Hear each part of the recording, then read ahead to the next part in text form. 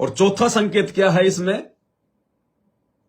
सतगुरु रामपाल जी भगवान ने क्या कहा अपनी सांसारिक माता जी को, अपनी मुंह बोली माता जी को, कि मां बिल्कुल भी चिंता मत करना, अब की बार तुझे ठेठ सतलोक में छोड़ के आऊंगा, सतलोक में, भगवान के दरबार में। बच्चों, ज्ञान का बहुत प्रभाव होता है। मेरी माता जी शरीर की वो वृद्ध हो गई थी, और जब अंतिम सांस आए, उनका समय आया, ने बोली, भाई गुरुजी मैंने साथ लेके जाइए, वो छोड़ के आइए। मेरी माता जी से मैंने कहा, माँ चिंता ना करिए, तेरे साथ चलूंगा और भगवान के दरबार में छोड़ के आऊंगा तेरे को, सच्चे दरबार में, सतलोक में। यहां सतगुरु रामपाल जी भगवान ने संकेत ही संकेत में अपने आप को पूर्ण ब्रह्म परमात्मा साबित कर दिया, अल्लाह अकबर साबित कर दिया, स्वयं ही ये कबीर है ये साबित कर दिया। अरे कौन छोड़ के आ सकता है सतलोक में?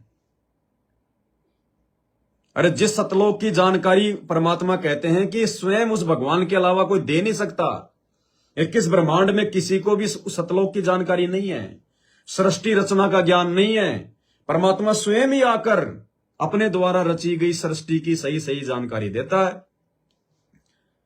तो भाई और बहनों, फिर सतलोक छोड़ के कौन आ सकता है? क्या किसी 21 ब्रह्मांड के किसी जीव की औकात है क्या? काल तो सतलोक जा नहीं सकता, रास्ते बंद है उसके, तो दुर्गा सतलोक जा नहीं सकती, रास्ते बंद हैं। इन दोनों से नीचे जो जितने भी हैं, ब्रह्मा विष्णु महेश 33 करोड़ देवी देवता, दानव मानव गंधर्व यक्ष किन्नर सुर नर मुनिजन, पीर पैगंबर कुतुब औलिया और आप और हमारे जैसे सामान्य जीव, इनको ये काल रास्ता नहीं देता, इनको सतलोक की जानकारी नहीं है। और जानकारी हो भी जाए यदि हम जीवों को, तो हम अपनी मर्जी से सतलोक जा नहीं सकते, उस परमात्मा के साथ बिना हम जा नहीं सकते सतलोक। तो फिर कौन है संत रामपाल जी जो अपनी मां को कह रहे हैं कि तेरे को सतलोक छोड़ के आऊंगा मालिक के दरबार में? कौन छोड़ के आ सकता है इस पृथ्वी लोक से आत्माओं को सतलोक में? स्वयं कबीर भगवान, स्वयं कबीर परमात्मा, अल्लाहू अकबर। और इस बात को कहकर कि मैं सतलोक छोड़ के आऊंगा, सतगुरु रामपाल जी भगवान ने यह भी साबित कर दिया कि मेरे अलावा यदि आप इस दाढ़ी मूंछ वाली फोटो को भगवान मान रहे हो, यदि आपको ये गलत फहमी हो, आपके दिमाग में ये फितूर हो कि ये है कबीर, ये है भगवान, तो इस फितूर को अपने दिमाग से निकाल देना। अगर ये कबीर है, ये भगवान है जो आप इस फोटो में देख रहे हो, तो फिर ये छुपकर क्यों बैठा है? सामने क्यों नहीं आता? इस धरती पर आज हमें ज्ञान कौन दे रहा है? हमारे पूज्य गुरुदेव सतगुरु रामपाल जी भगवान। यानी जो ज्ञान, जो सतलोक का ज्ञान, जो सृष्टि रचना किसी को नहीं पता, जिस ज्ञान को केवल कबीर ही दे सकता है, उस ज्ञान को आज यहां पे आके 28 साल से कौन दे रहा है? सारे धर्मशास्त्रों से उनका निष्कर्ष निकालकर किसने दिया? इन्होंने, संत रामपाल जी ने।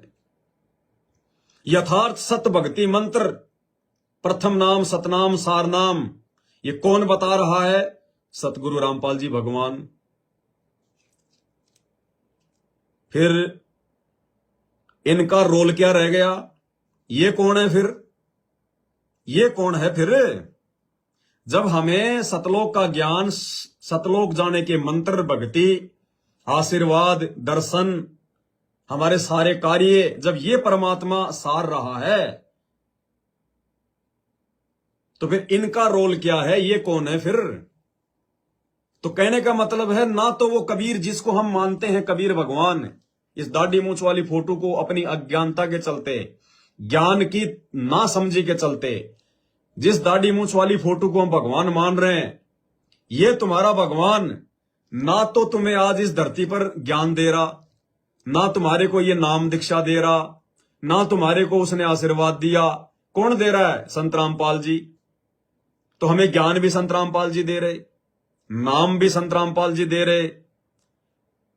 और फिर संत रामपाल जी कह रहे हैं कि जब तुम त्रिकुटी पे जाओगे तो वो कबीर परमात्मा मुझ रामपाल दास के रूप में मिलेगा, क्योंकि तुम मेरे को पहचानते हो।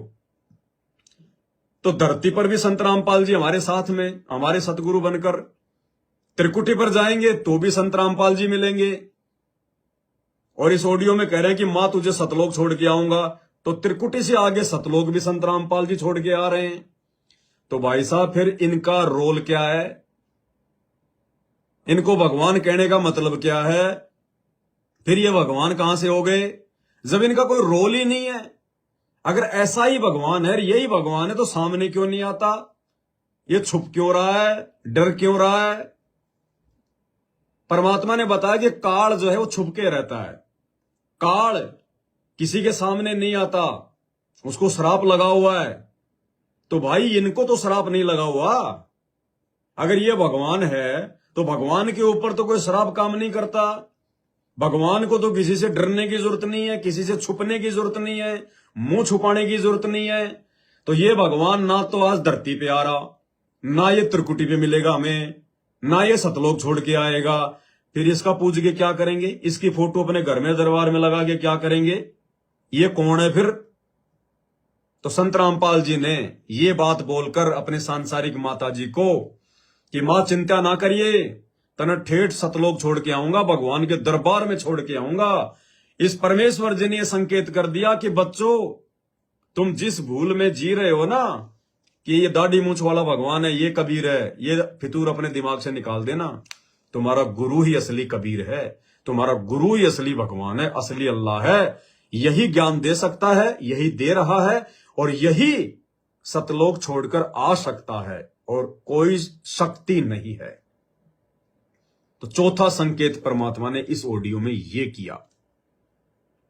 अब भाई और बहनों, 1.5 मिनट की ऑडियो अभी हमने केवल 30 सेकंड की सुनी है, और 30 सेकंड की ऑडियो में परमात्मा ने 4 संकेत कर दिए।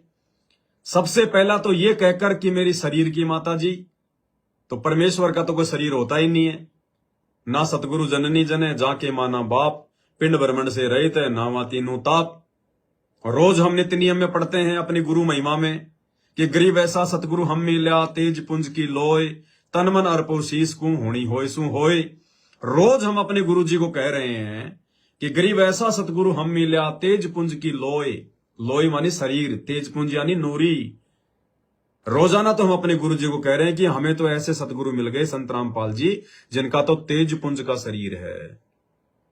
तो शरीर तो है ही नहीं इनका, तो शरीर की मां तो हो ही नहीं सकती फिर इनकी कोई।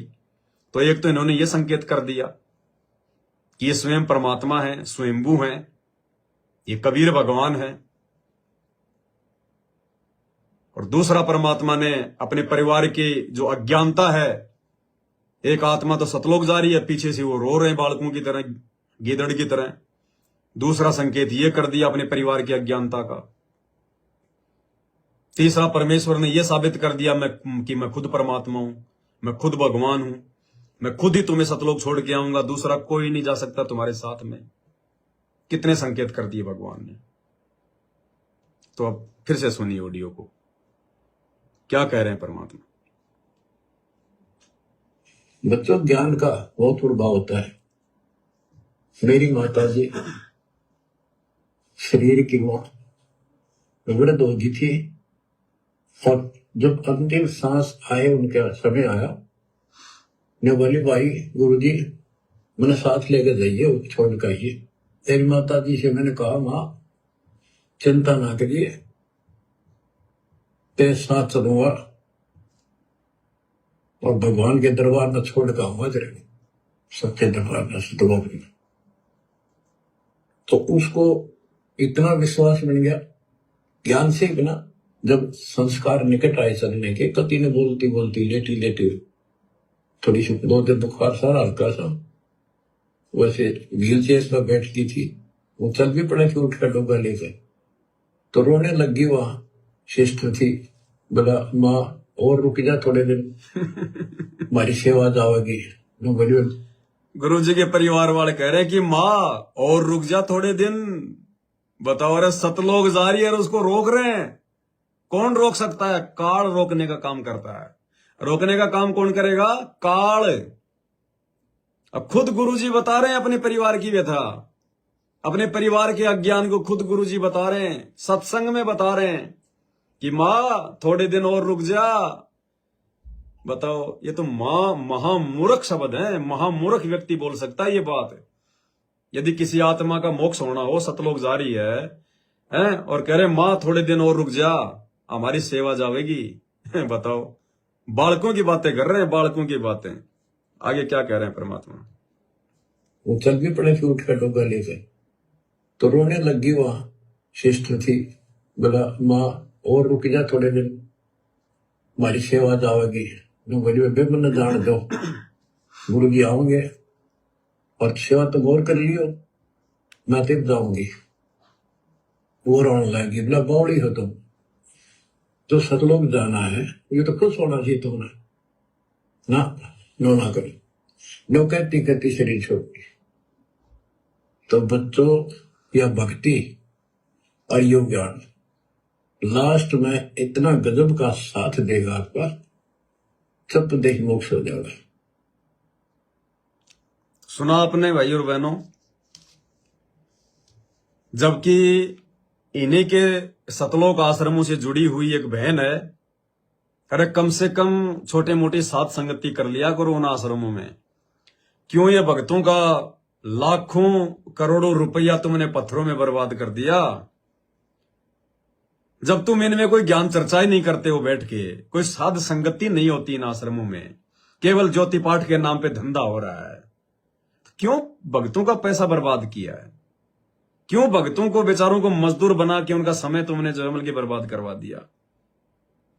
अरे कोई आदमी हॉस्पिटल बनावे और हॉस्पिटल में इलाज हो ही नहीं, तो काहे के हॉस्पिटल है? वो तो पैसा बर्बाद कर दिया वो बिल्डिंग बनाने में।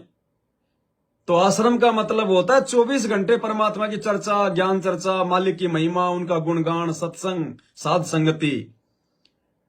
और तुम शेर, जब महीने 2 महीने में कोई आता है, कोई तुम्हारा वो धंधे वाला दिन, कबीर प्रकट दिवस आ गया, गरीबदास जी का बोध दिवस आ गया, संत रामपाल जी का बोध दिवस आ गया, कबीर जी का निर्वाण दिवस आ गया, दिव्य धर्म यज्ञ दिवस आ गया, संत रामपाल जी का अवतरण दिवस आ गया। महीने 2 महीने में एक बार तुम उन आश्रमों में प्रोग्राम करते हो और भक्तों को देते हो तुम लालच, लड्डू जलेबी, लड्डू जलेबी, लड्डू जलेबी। दस्त हो जाएंगे, इतने मत खिलाओ इन भक्तों को। लड्डू जलेबी का दे दे के लालच और ज्योति पाठ, ज्योति पाठ, ज्योति पाठ। अरे आश्रम का मतलब होता है रोजाना सुबह शाम 2-2, 3-3 घंटे वहां पे जो है बल्कि सत्संग होनी चाहिए। और कभी भी भगत आ जाओ, कोई रोक टोक नहीं होनी चाहिए, निशन से आना चाहिए भगत को। और तुम्हारे आश्रमों में भगत आने से बेचारे जो है डरते हैं कि कहीं मैं आश्रम में चला जाऊं, मेरे को भोजन मिले नहीं मिले, मेरे को वहां पे डांट खाने को मिलेगी कि तू क्यों आ गया, हमने तेरे को जो है कब बुलाया था, अभी तो दिव्य धर्म यज्ञ दिवस में 20 दिन बाकी है। वो आश्रम है, वो धनाना धाम नहीं, वो धंधा धाम है, धंधा धाम।